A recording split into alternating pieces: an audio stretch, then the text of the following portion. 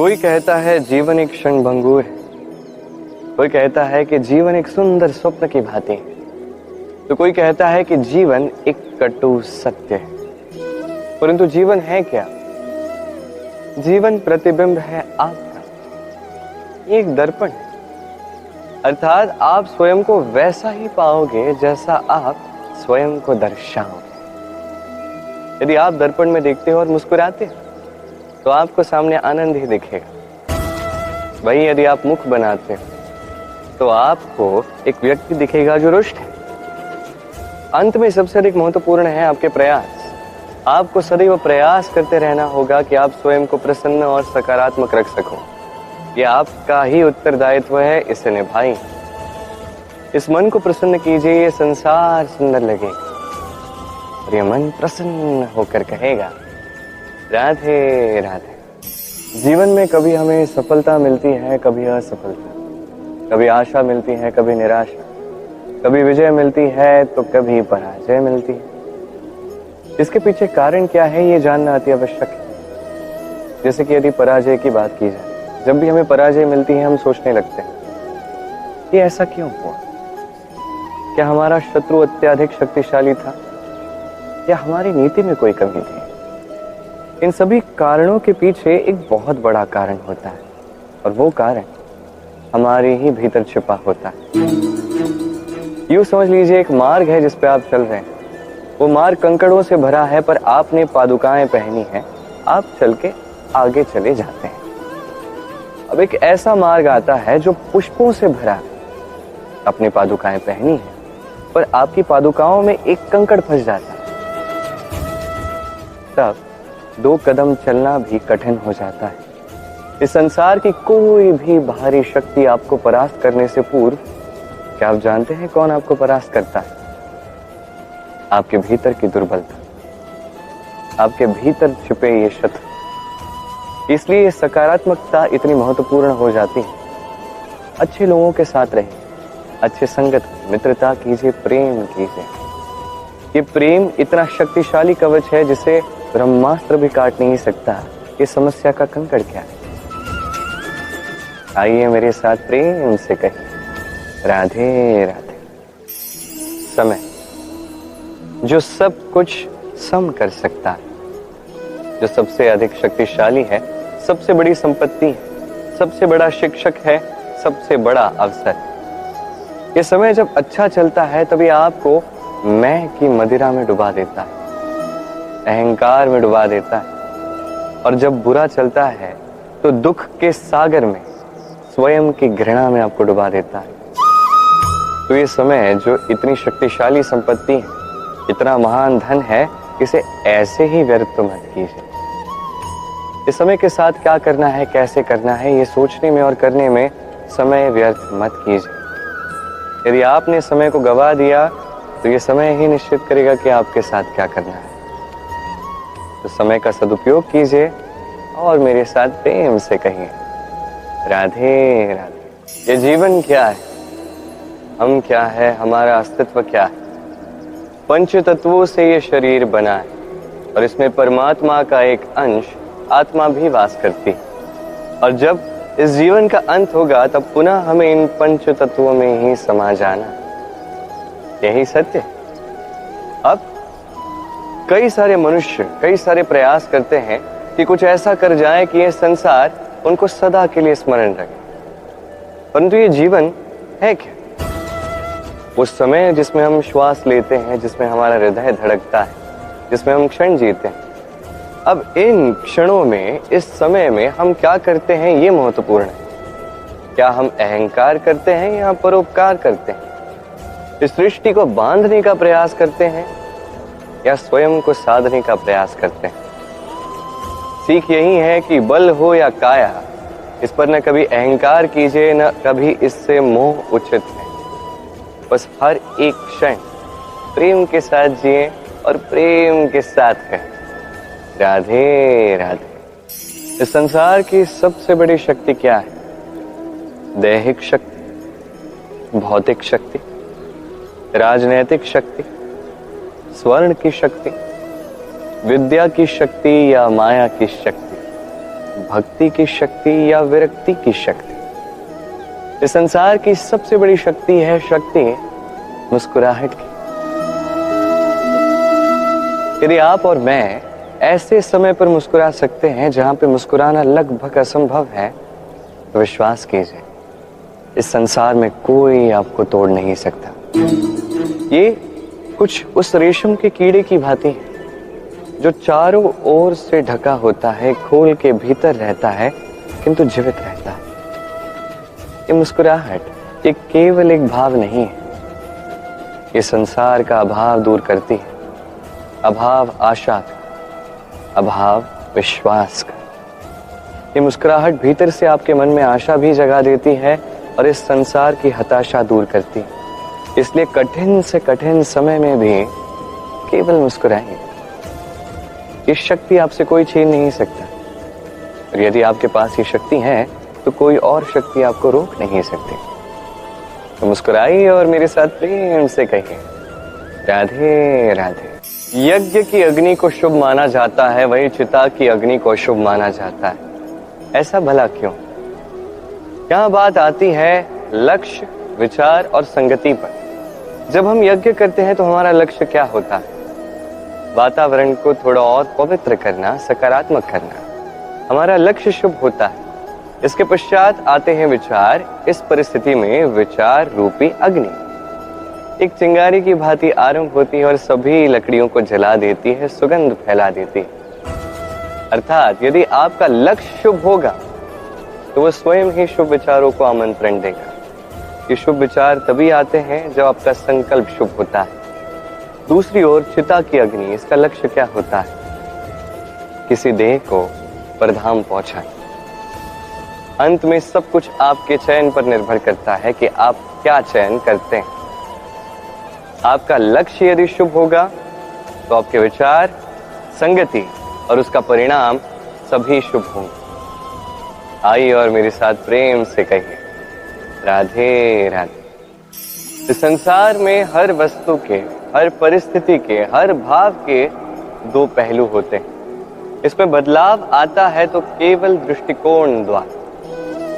अब यदि कोई व्यक्ति है जो पर्वत पे खड़ा है तो उसे यही दिखेगा कि ये जल की धारा जो है ये समुद्र की ओर बह रही है।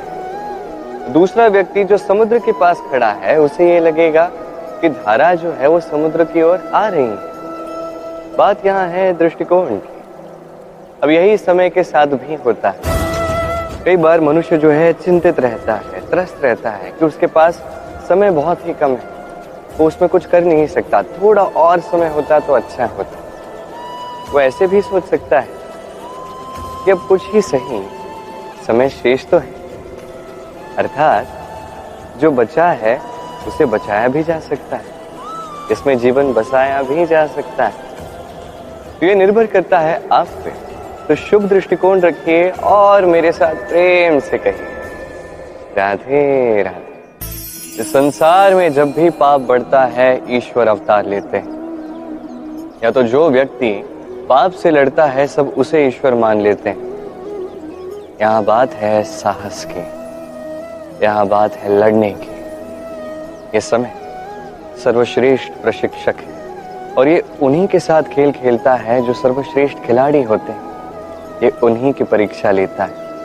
अब या तो आप पहले से ही उत्तम होते हो, या तो आप ये खेल खेलते खेलते उत्तम बन जाते हैं। जब भी ये समय आपकी परीक्षा लेता है तो आपको निराश होने की आवश्यकता नहीं है। निडर होकर साहस के साथ आगे देखिए और आगे बढ़िए। परिस्थितियों का और इस परीक्षा का सामना कीजिए। ये परीक्षा भविष्य में आपको एक ऐसा फल देगी कि आप आभारी रहोगे। ये आपको आज इस परीक्षा का सामना करने का अवसर मिला।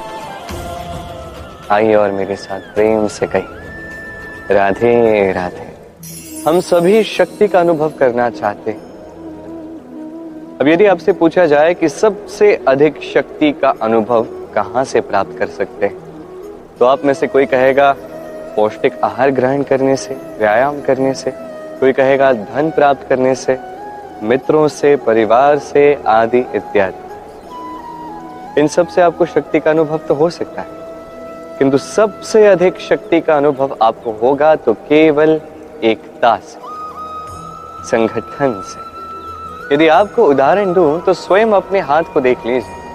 5 उंगलियां हैं। किसी भी वस्तु को केवल एक उंगली से उठाने का प्रयास करके देखो, कठिनाई होगी।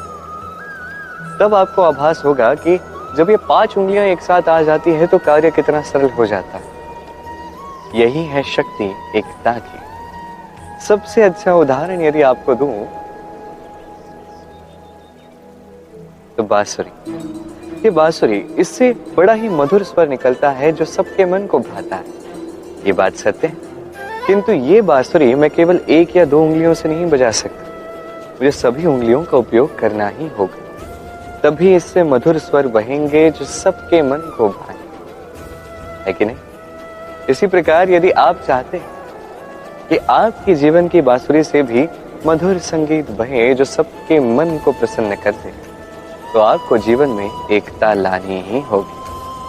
आप अकेले भी कर्म कर सकते हो, मार्ग पे चल सकते हो, आगे बढ़ सकते हो, सफलता भी प्राप्त कर सकते हो, किंतु जब सब साथ मिलके आगे बढ़ेंगे, उसी मार्ग पे चलेंगे, वही कर्म करेंगे, तो लक्ष्य तक पहुंचोगे, सफलता तो मिलेगी, किंतु आनंद और ये सफलता, इनकी सुंदरता ही कुछ और होगी। तो जीवन में एकता लाइए, साथ मिलके आगे बढ़िए और मेरे साथ मिलकर कहिए राधे राधे। जीवन में 2 भाव होते हैं जिनका कोई मूल्य नहीं। मेरा तात्पर्य ये नहीं कि इनका महत्व नहीं है, महत्व तो कहीं अधिक है, बस इनके लिए आपको कोई शुल्क नहीं चुकाना पड़ता। पहला भाव है आनंद, प्रसन्नता।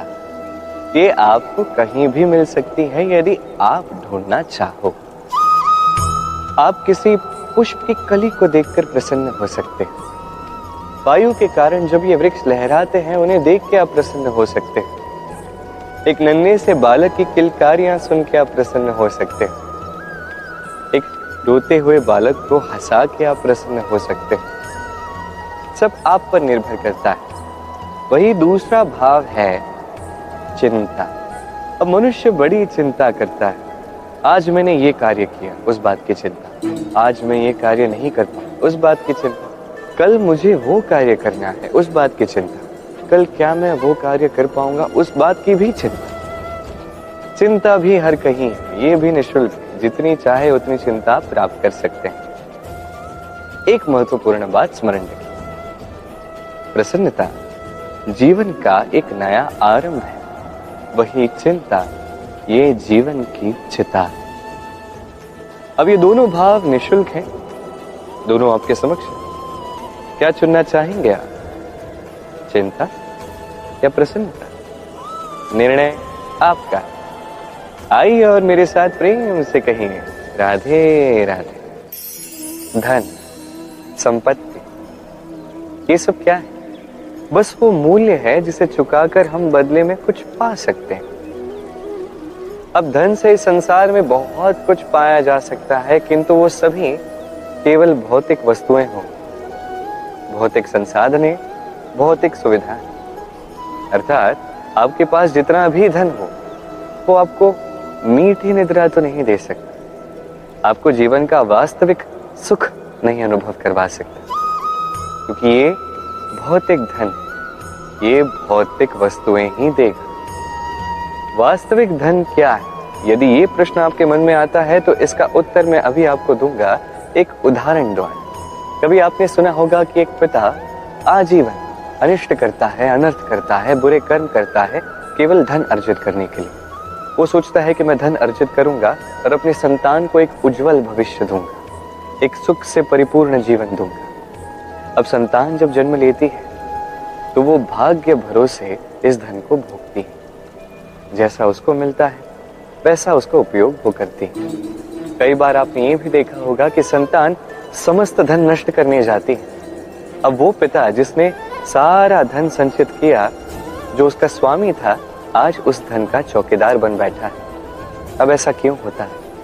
ऐसा तब होता है जब पिता कभी समझ ही नहीं पाता कि जीवन का वास्तविक धन क्या है। वो वास्तविक धन अपनी संतान को दे ही नहीं पाता। यदि पिता अपनी संतान को कर्म का ज्ञान दे सके, उचित क्या है अनुचित क्या है ये सिखा सके, संस्कार की शिक्षा दे सके तो ये धन से कहीं अधिक महत्वपूर्ण है। ये जीवन का वास्तविक धन है। अब आपने वो कहावत तो सुनी ही होगी, पूत कपूत तो क्यों धन संचय, पूत सपूत तो क्यों धन संचय। संतान यदि कुपुत्र होगी तो सब नष्ट कर देगी, किंतु संतान यदि सुपुत्र होगी तो धन हो ना हो, वो स्वयं कर्म के मार्ग पर आगे बढ़ के धन भी अर्जित करेगी, अपने लिए एक उज्जवल भविष्य भी बनाएगी। तो संतान को धन देने से पूर्व कर्म का ज्ञान सिखा, संस्कार सिखा, क्योंकि यही है जीवन का वास्तविक धन। आइए मेरे साथ प्रेम से